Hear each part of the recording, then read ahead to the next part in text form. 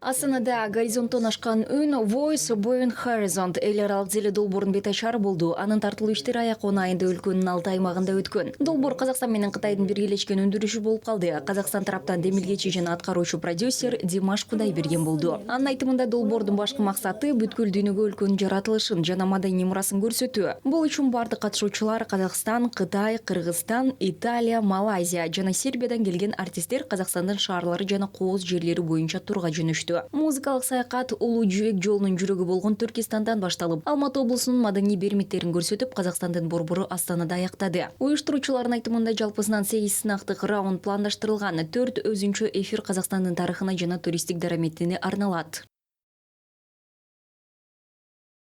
And also right now I'm focused to do some opportunities for young generations representatives include. Мен да жаш муун үчүн мүмкүнчүлүктөрдү түзүүгө басым жасайм. Долбоорго биздин Нуржас да катышты. Ал Казакстандан аткаруучу катары чыкты. Ал өз милдетин мыкты аткарды жана бул багытта өнүгүүсүн улантууда. Долбоордон кийин Казакстандан дагы бир эл аралык деңгээлдеги жылдыз пайда болот деп ишенем.